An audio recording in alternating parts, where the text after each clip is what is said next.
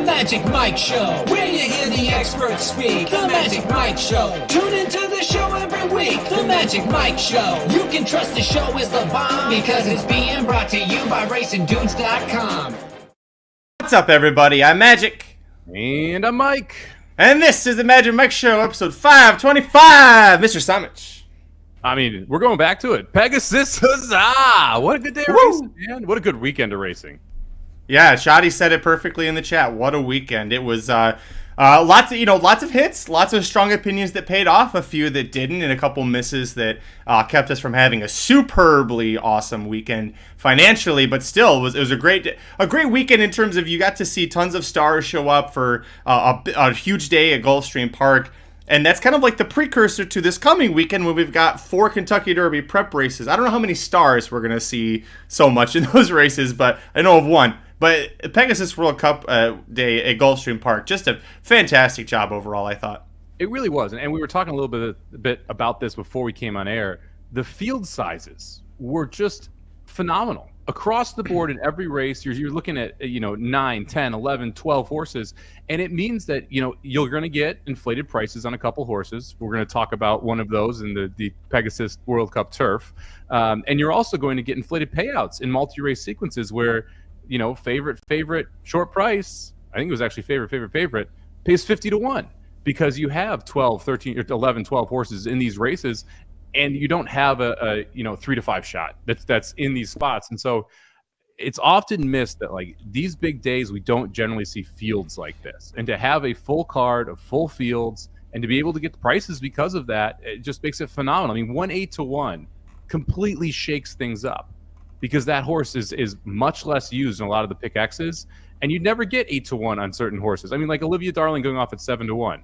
You're never getting her at 7 to 1 in most spots where it's a 5 or 6 or 7 horse field, which is generally what she's been running in. But because you have 10 in that race, you get an inflated price on her. She gets underused in pick X's, and like the pick 3 that was in that middle there, that I think it was the middle of our pick 5 that we covered, pays astronomical, and it really shouldn't.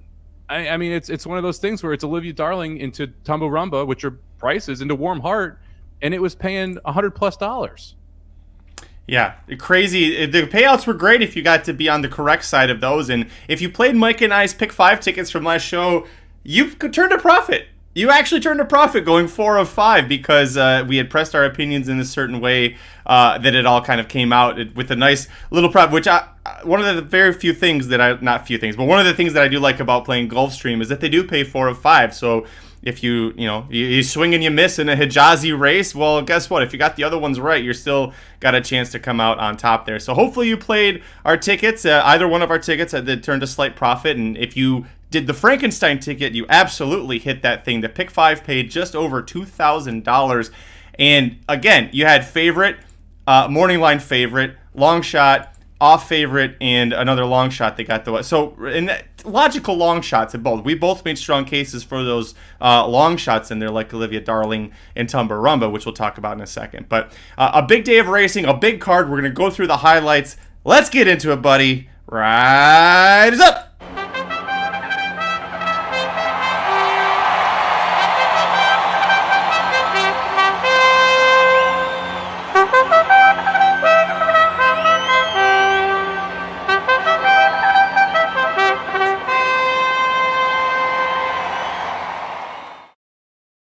Of course, we're going to start with the biggest race of the weekend, the biggest buyer earned all weekend long. National Treasure wins the Pegasus World Cup, gets a 105 buyer, and boy, that was an exciting race as long as you weren't just completely focused on First Mission, because boy, that was a bad effort from him. But National Treasure proves he could actually sit off of the pace just a little bit and have just enough left to get the job done. Senior Buscador almost caught him, and if you're watching the live stream with Aaron and Nick and I, or if you saw the replay of it, we really tried to get him home. It didn't happen, but what was your take watching this race, Mike?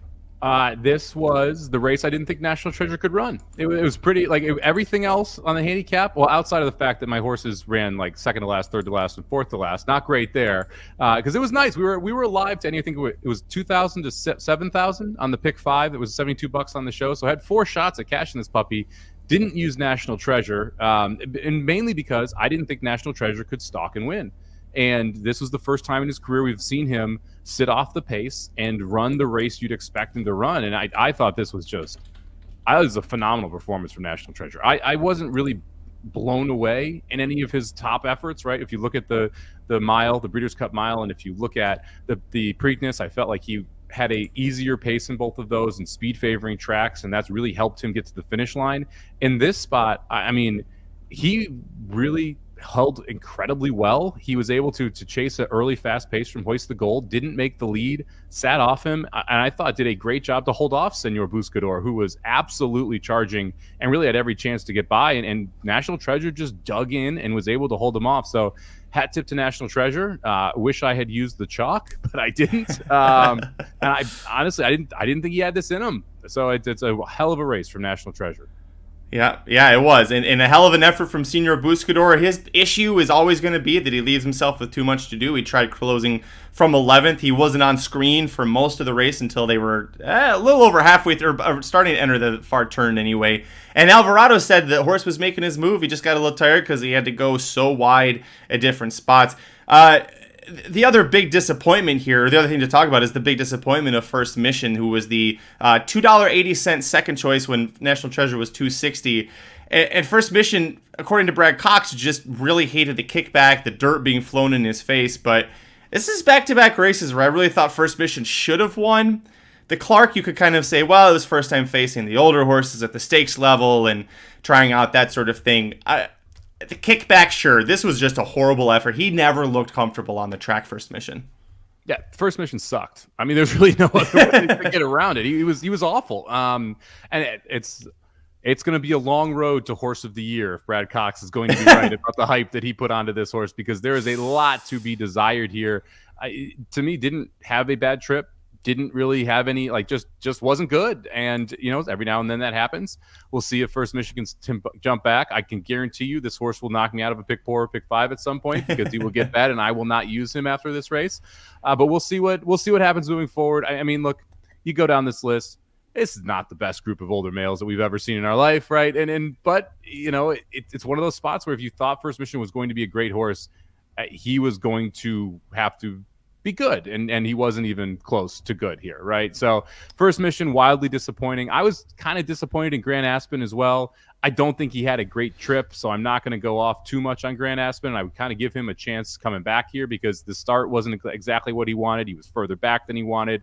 He ended up getting pulled up after having to go wide. So Grand Aspen, I think, is one of those you look at possibly a price moving forward if you're going to get it. I wouldn't want to take him at too short of a price off this race. Outside of that, not really shocked by anyone here. I thought Hoist the Gold actually ran really well to end up 4th and not fade off further than that. But everyone else kind of seemed to get eaten up by the pace that I thought had a legitimate shot, and Senor Buscador was the only one who was really flying late. I will credit also Krupe for managing to take advantage of that. Now, there's 3 Todd Pletcher horses entered, and the Ortiz brothers are riding 2 of them. And if I was going to tell you, I'm like, one of the 3 Pletchers is going to hit the board, and it's not going to be either of the Ortiz brothers doing it. Krupe, again, he kind of followed the Buscador path a little bit and took advantage of everybody just burning out from the pace or not being good enough. But Frankie Dettori had a couple of big bomb rides on the later half of this card that he didn't win. But man, he still showed he's a world-class rider. He's still Frankie Dettori. He might not have been on the favorite as the 34-1 longest shot on the board, and he got him up for 3rd in the Pegasus World Cup. Not a bad effort from that horse. I would say that is about that's the ceiling, right, for Krupe. I don't think he was ever winning, but this was a good job to kind of run up in there. And like you said, you look at where these horses were at the half-mile pole, 2nd, 11th, 12th, 1st. I mean, I think National Treasure and Hoist the Gold ran big races. You look at where 3rd, 4th, 5th, they all quit out of there, right? And it was the 11th, 12th that were able to come up. And that's why I thought this was such an impressive race from National Treasure. To be able to take the early heat and then be able to dig in and win. Again, you look at the times there, you look at the splits, they didn't really go fast late, but National Treasure did enough work early and then had enough guts to hold on late to be able to beat them. I got a question for you, because we talked about this. That Saudi Crown, because Brad Cox now 2 weekends in a row got me good. Saudi Crown I didn't use because I'm like, we didn't send him to the Pegasus. Why aren't we sending him to the Pegasus? And it's like, because First Mission's so good. Would Saudi Crown have won the Pegasus? No. No, he would not have. He's not. The races I've seen from Saudi Crown, he would have been there with Hoist the Gold and National Treasure, and off the turn probably taken the lead and coughed it up. That's his MO, is when a good horse comes up and challenges him, he fights, but he's not. His talent isn't good enough to put him there. So, yeah, no, he is. I guess he's the number one horse in the Cox barn right now, but that's usually a flag that you're like very proud to wave right now. People just kind of look at it and go, okay, this week, but after the Saudi Cup, who's going to be number one, kind of a thing. So what you're saying is Brad Cox is going to win some Kentucky Grade 1s, and that's about it. I mean, it's not a bad place to be winning Grade 1s. They've got a lot of money in those Grade 1s. Yeah, I mean, the horses just aren't as good, though. For older males. Just for older males. Kentucky racing will also... Yeah, no derby. Skippy Longstocking, the last note I want to mention, he got used hard out of the far outside 12 post, and he was there for about 20 seconds, 30 seconds, and then he kind of wilted. I'll report he walked off on his own power. Kind of the statement was that he overheated and that he was having trouble with the humidity, but it seems like he's fine, so that is the good news on that horse. Next stops, we know Senior Buscador has got invited to Saudi Cup, so that's going to be fun. You're going to see him... White Barrio passing Saudi Crown, and you're going to have Buscador just rounding that turn like 18 wide, trying to get up there to him. So I'm excited for the connections that they got invited to the Saudi Cup for Senior Buscador. Should hit the board, right? Like, that's a $20 million race, hit the board. He became a $1.5 millionaire from this race. Like, go on with your bad self. I mean, I like Senior Buscador. We talked about this horse so much. I picked this horse in random spots. It's just a fun horse. I actually hate him for beating Slow Down Andy back in the San Diego. That hurt on Omar tournament weekend. But look, we've talked about Fincher quite a bit on here, and we've talked about Senior Buscador. I'm happy this guy is just keeps on kind of running. He loves hitting the board, and he needs everything to go right to win. I think at this level, right? I think if they tried him in lower spaces, he would win a lot of races in a row if he was in the Grade 2s and the Grade 3s, things like that. He's just a cut below Grade 1. He's not a bad Grade 1 horse. It's hard for him to be the best in a field, so he needs everything to break his way to be able to win. And you know what? I wouldn't mind owning Senor Buscador because it has been a very, very fun trip to have this horse. And yeah, I think he's got... my only issue with him hitting the board in the Saudi Cup, really against the track bias there, right? Like, we've consistently seen horses who are more forwardly placed be able to be successful when you're going overseas. So we'll see what he's able to do with that. But I mean, he'll be running. He'll give his effort. He does every single time. I thought Rodney asked a good question here. Is this National Treasure's distance 1 1/8 mile? Can he stretch out to 1 1/4 classic distance? Is he just a dirt miler? The Preakness was 1 3/16, so a halfway between the Pegasus and the Breeders' Cup Classic.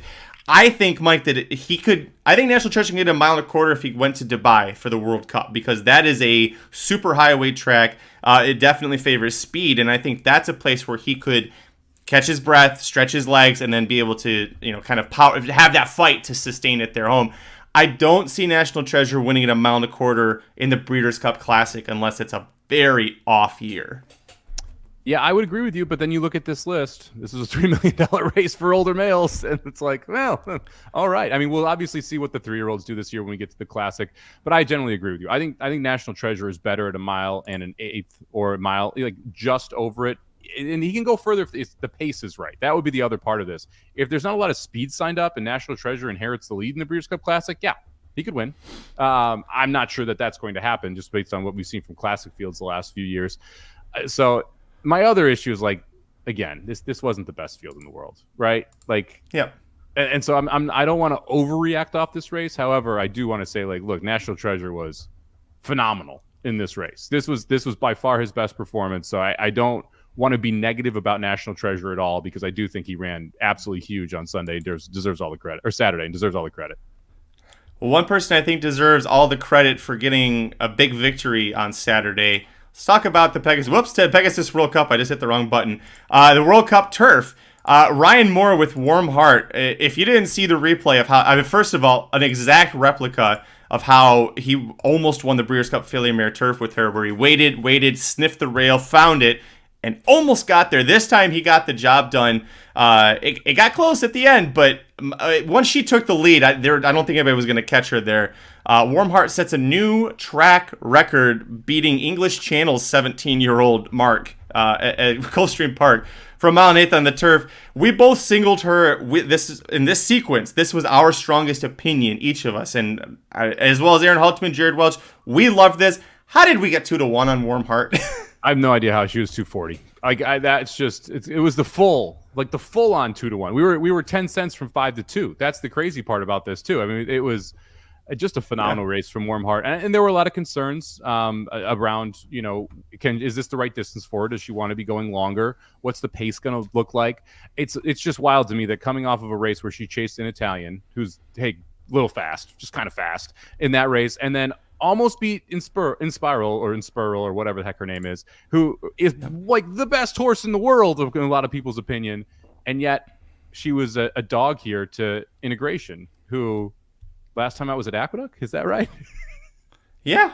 I mean, what? Well, I don't know if, because I know you were in Las Vegas and you had a big work day, so I don't know if you saw the details on this, but every single pool had Integration as the favorite. It wasn't just the win pool. It was the doubles. It was the pick 3, the pick 4. Everything that ended in this race, Integration was the favorite. And Aaron and I were sitting here live, like scratching our head going, are we going to get burned by this? Because we had so much money riding on Warm Heart, we couldn't understand it. And then Integration, he ran okay, but to me, he looked like a 3-year-old facing older horses in a grade 1 for the first time, and just he took a big step up, and he wasn't quite ready to get. I mean, he was a length off of third, but he never at one point I thought looked like a winner in that race. No, I don't think so either. I'm surprised Integration was so close to the pace, especially with how hot the pace was. I think that actually was a negative for Integration. I think Integration probably would have been better sitting in 8th or 9th versus being up there in 5th place, but only a length off the lead at a half-mile point. Or I guess it was 2-3 lengths off the lead at the half-mile point, but they went 46.86. That's fast. That's very fast. I mean, especially for the distance here. So I don't really take anything from Integration. What was surprising to me, and I think it was split 2 and 2. There were 2 pools where Integration was the favorite, 2 pools where Warm Heart was the favorite, but no pool where Integration was half the price of Warm Heart. And when they broke from the gate, Integration at $1.20 to 1, Warm Heart at $2.40 to 1, exactly double the price of Integration.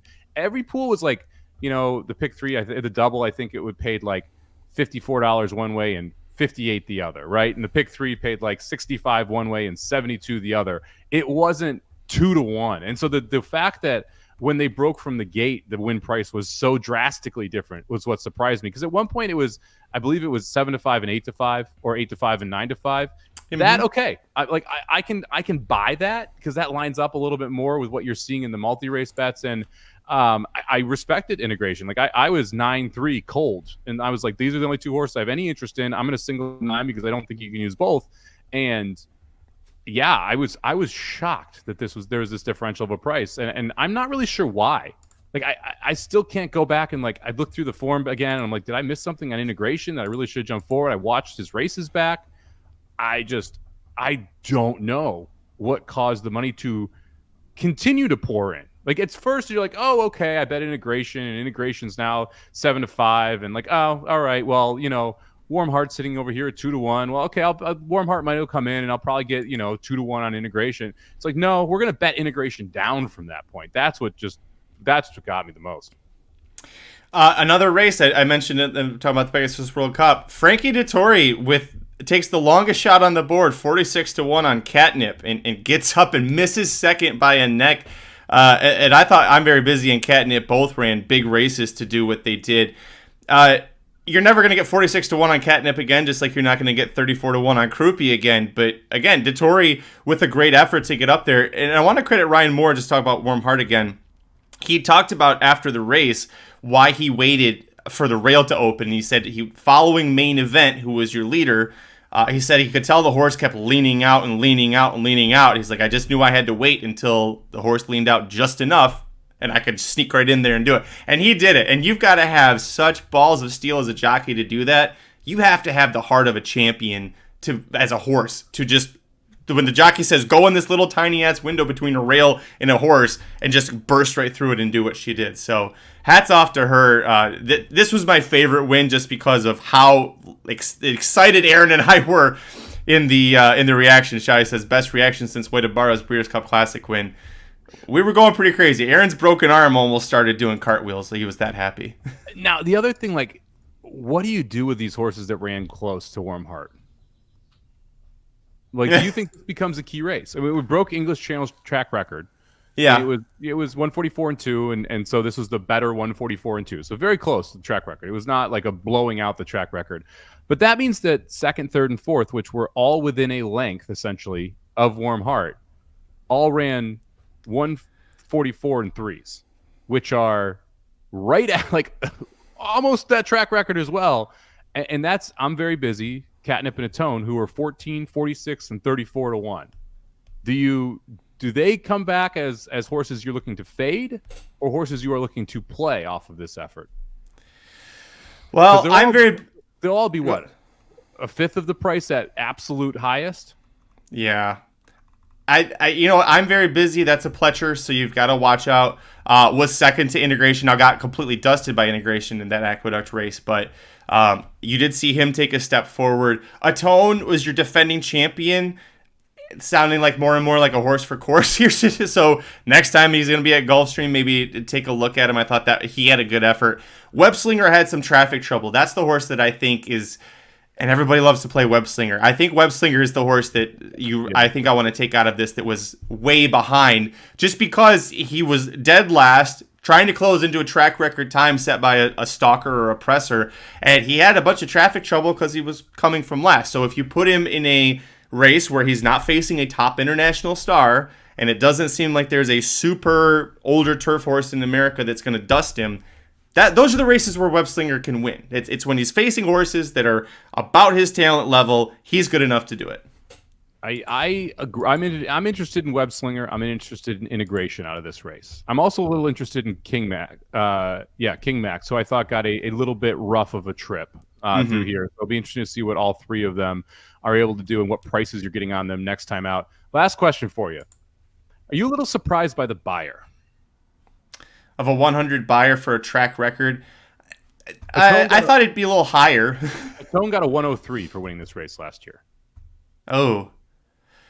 Yeah, I do think it should be higher, but also, yeah. But you also have a new track record, and it only got a 100 buyer, so the speed figures are wacky.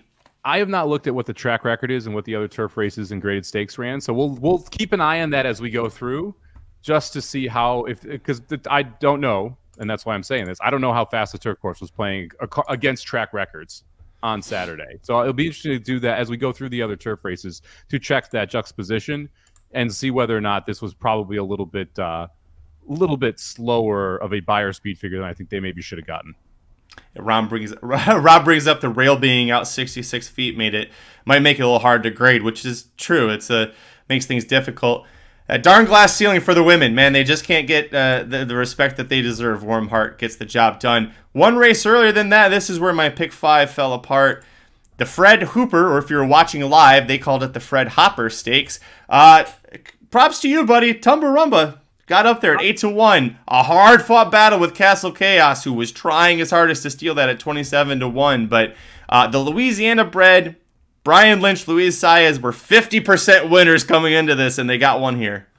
Top pick, baby. This was 8 to 1. I also want to give out on my VSiN article, so I had a $50 win bet on there on this one too at 8 to 1. So this was a very, very happy Mike when Rumba was able to hold off Castle Chaos, who was absolutely flying at the end of this one. And I definitely sent Tumbawamba and looked up to see if there were any tub thumping memes to the group, and unfortunately there are no tub thumping gifts there on Apple Chat, so couldn't send that over.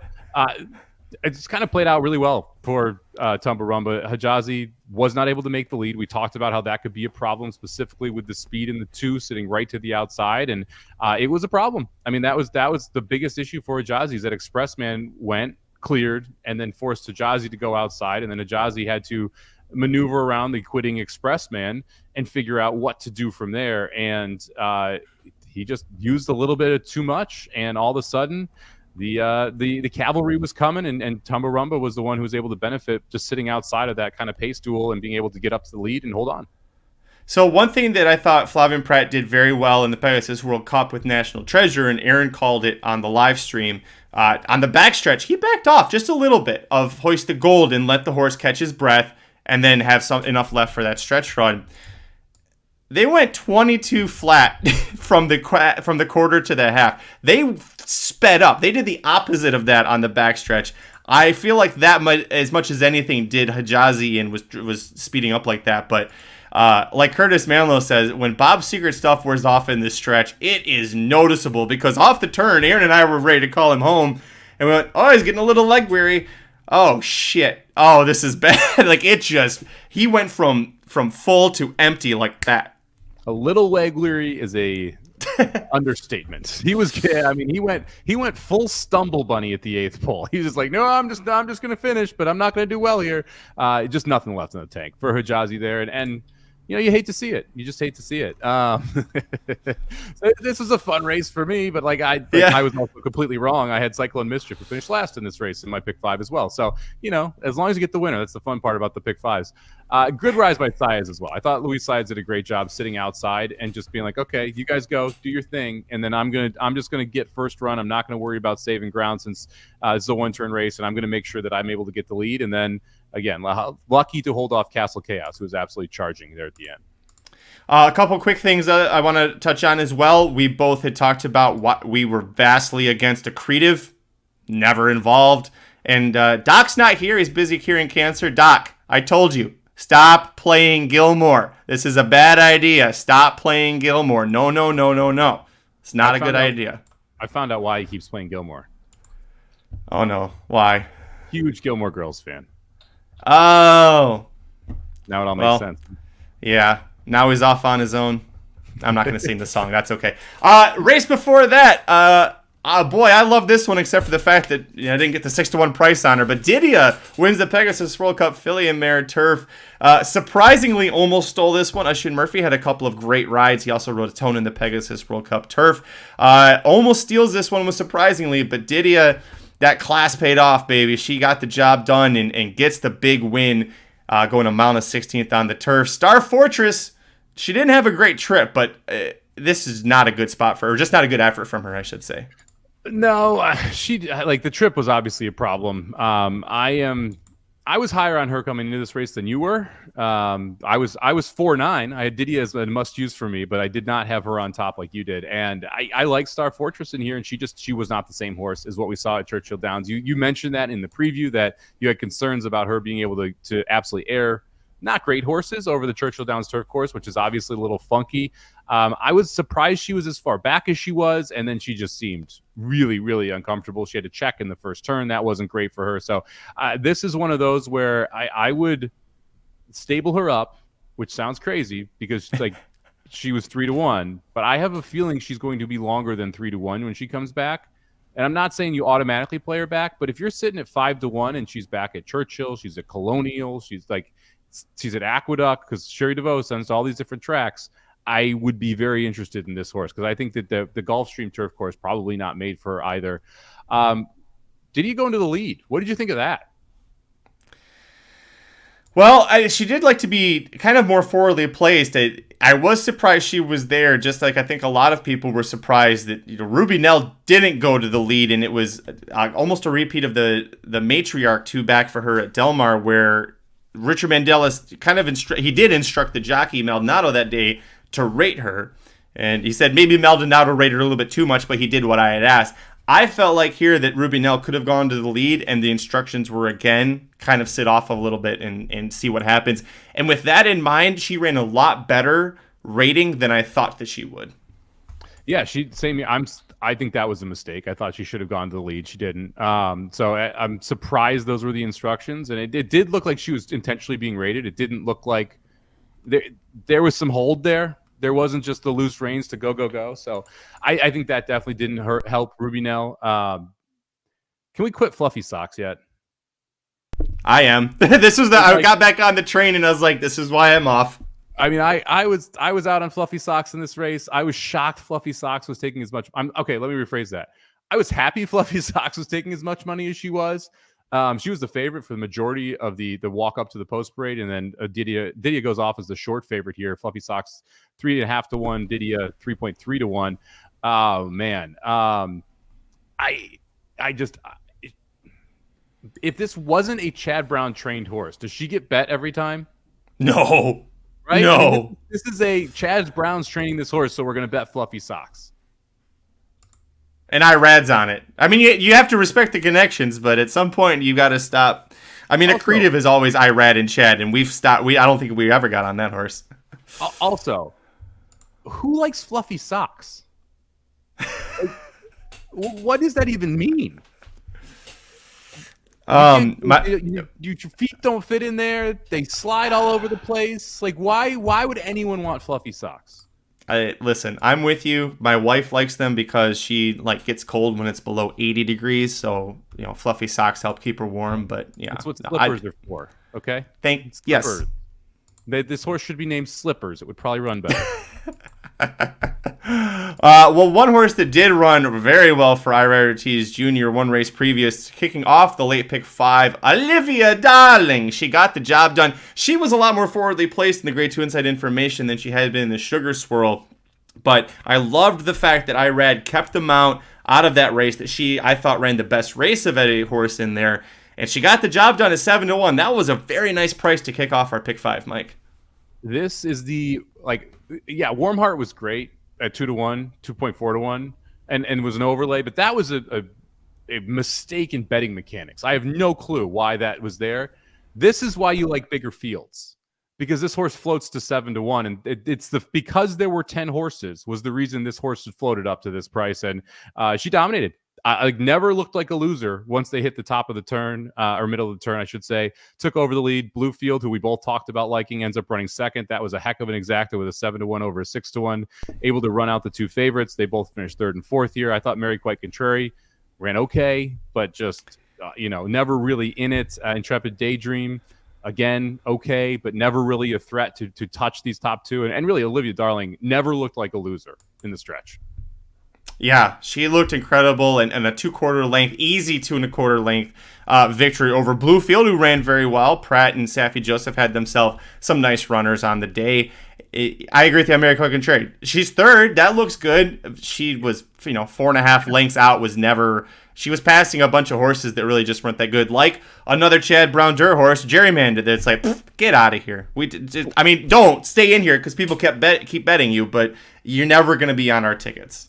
Can we officially put a bow on Mary Quite Contrary as being a Grade 1 horse?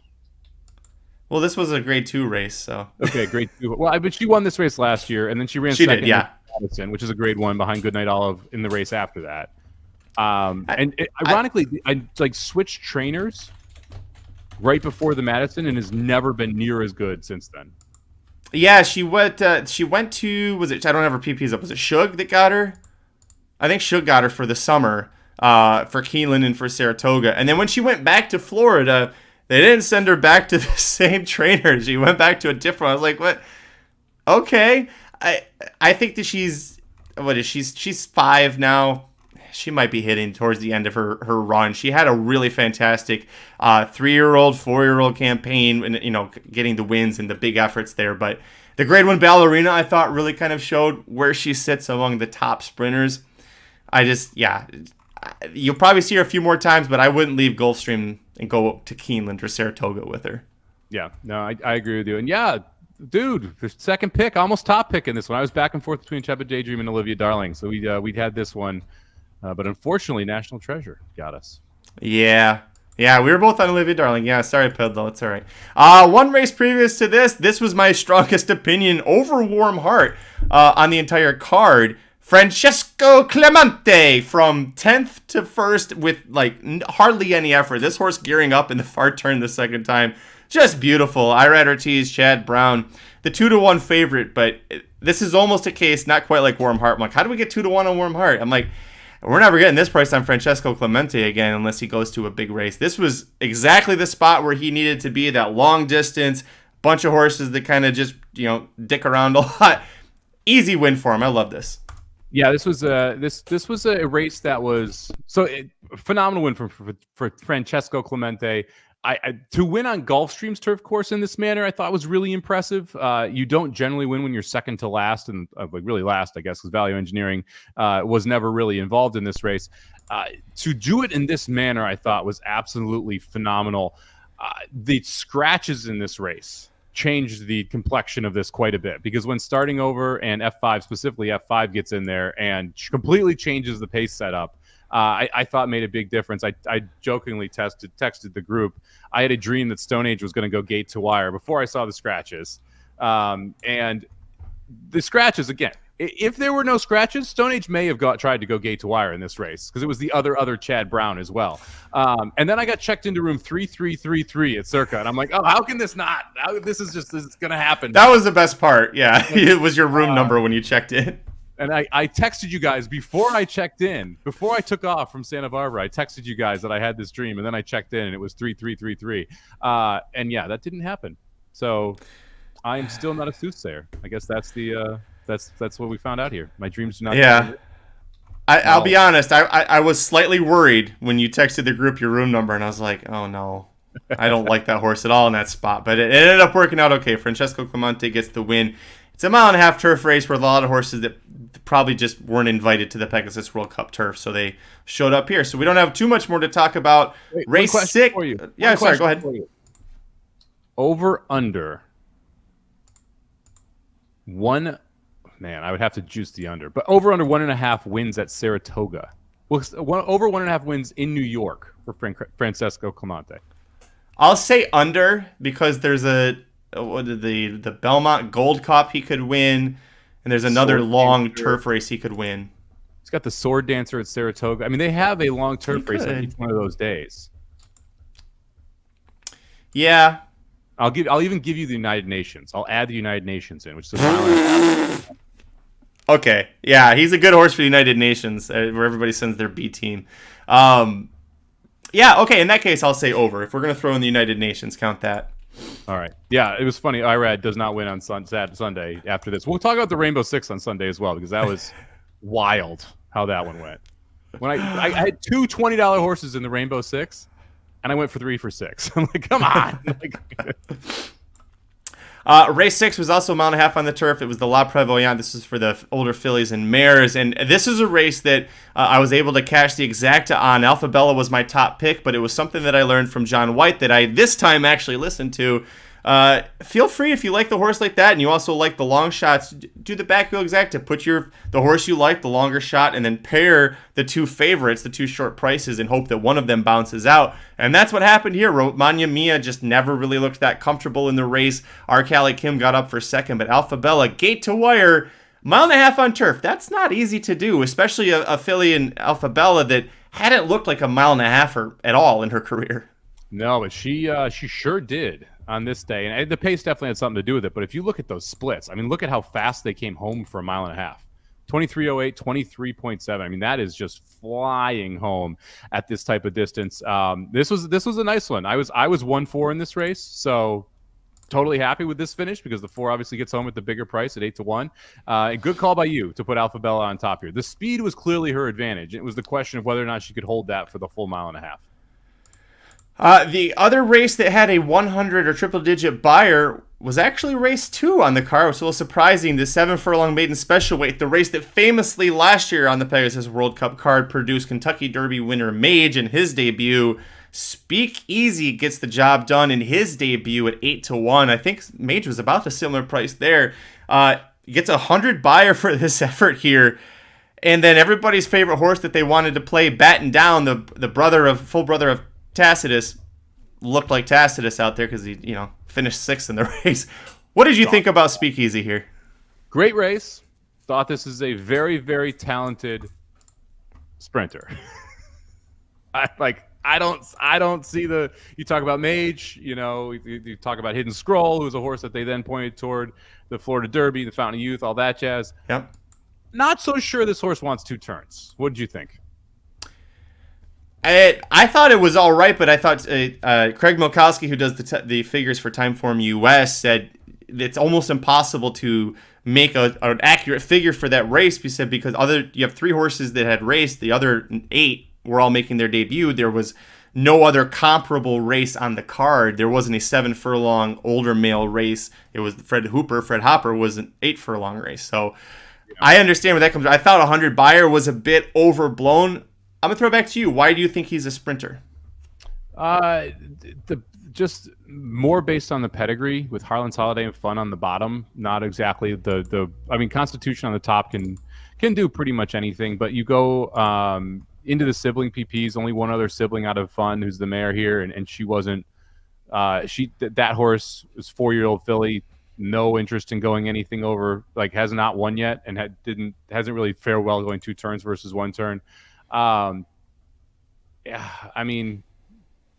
Diving more into the dam pedigree, it just doesn't. The dam only won sprinting.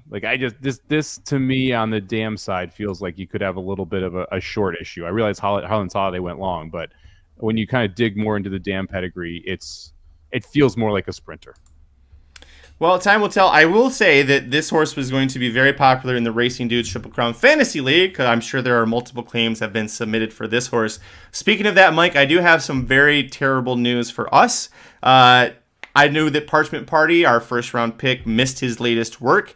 He's been sent to the farm for 60 days. He had 1 work back, and he's off to the farm. So we're in a race to be 10th, because Vinny's got 11th place locked up. So we're in a race to be 10th this year. Oh, well, that's okay. So what you're saying is we should claim Speakeasy anyway, even though I don't like the distance?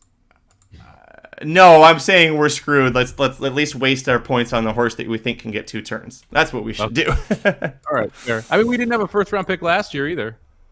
That's true, yeah. At least this one worked once.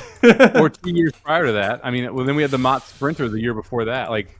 Our first round, 1 year we crushed it. Outside of that, it's not been phenomenal. Also, we picked Doppelganger, 11. bad. Yeah, we picked a 10th out of 11. I can't remember, 9th, something like that. We were throwing darts by that point anyway.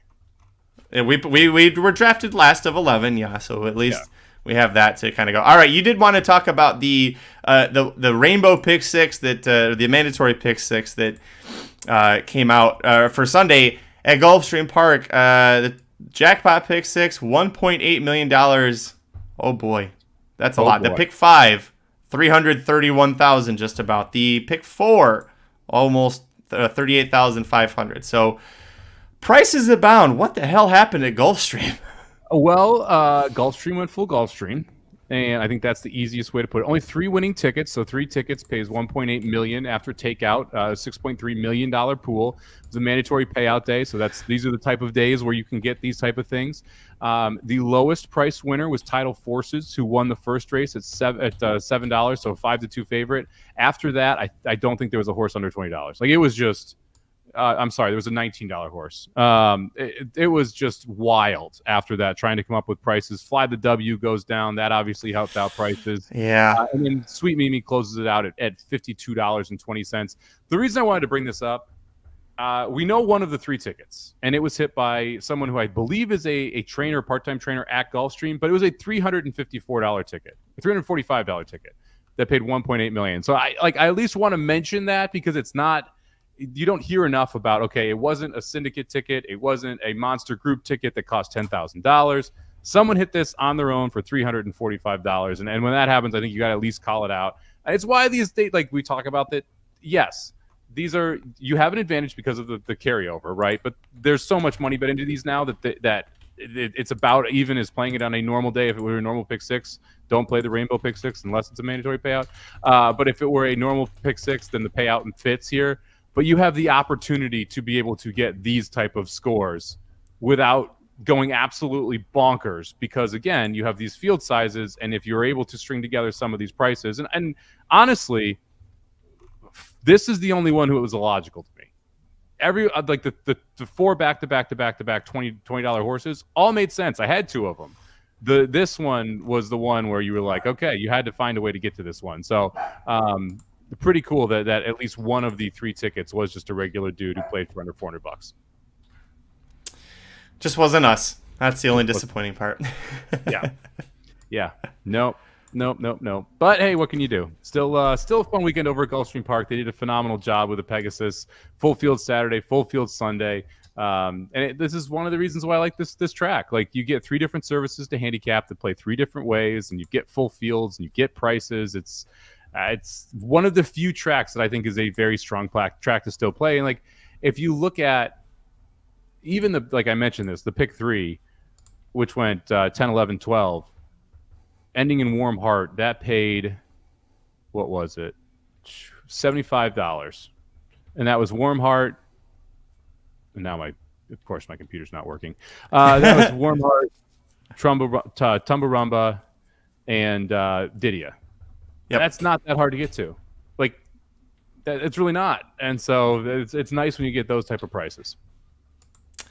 Well, over at RacingDudes.com, we're already looking ahead to next week. 2 of the 4 Kentucky Derby prep races coming up this week have already drawn the Holy Bull Stakes with Fierceness. And if you look at who's facing Fierceness in that race, you go, well, everybody's scared of Fierceness. And then over at Oaklawn Park, nobody's scared of anybody, which might be a mistake. Carbone looks pretty good, but the Southwest Stakes is already drawn. We have previews for those up at RacingDudes.com and over on the YouTube channel. And then the Risen Star Stakes, 7 early probables, including our boy, possibly our only boy left, Honor Marie. But all 7 probables for the Risen Star could be legit Kentucky Derby starters. So watch out for that race. And, of course, check out the replay analysis for the Pegasus World Cup and the Pegasus World Cup Turf from Aaron and I. Tomorrow is Tuesday. That means Trivia Tuesday is back, and we had Nick Sievers on to face Aaron Halterman, friend of the show, Nick Sievers. They did a triple threat. They did the Withers, the Robert B. Lewis, and the Holy Bull all within 11 questions. So tune in tomorrow. That should be live, I think, at 9 a.m. Yeah, we're not doing Oaklawn for the late pick 5. We're going back to Gulfstream Park. We're going back to Gulfstream. It's Oaklawn or Gulfstream. Those are the 2 choices. And Gulfstream looks kind of fun because it's all 3-year-olds. Yeah, that's the Swale Stakes, the Forward Gal Stakes, the Holy Bull, the Kitten's Joy, the Sweetest Chant. It's going to be great out there. I have some good news and some not so good news. We have a fantasy horse running this weekend. He's running in the Kitten's Joy Stakes on turf. We have won that race with a fantasy horse before. Jess's Dream got us there at one point, but remember her well. No kidding. Good call. We're also facing Jared's horse Noted in that race. So Jess's Dream. Yeah, well, at least ours wasn't a turf horse when we drafted it, at least. You're not the first person who said that to me today. That's funny. Jess's Dream won at Sam Houston as well. Stakes race. Yeah. Good horse. And I believe retired to be a stallion in Florida. So hopefully that'll go well. Horses, we'd win every year. But unfortunately, it's drafting good horses in specific races.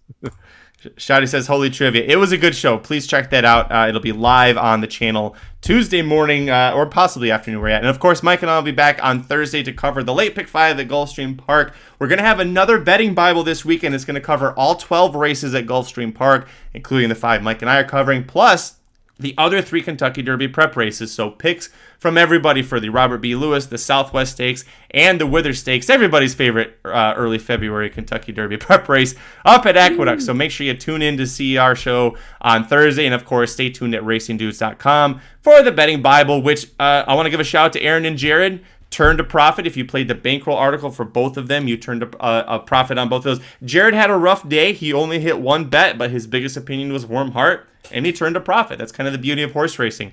You can be wrong 8 times, but that 9th time, if you really believe in something and you somehow get 2-1 on Warm Heart, you take advantage of it and hammer. So lots of fun. Make sure you tune in next time.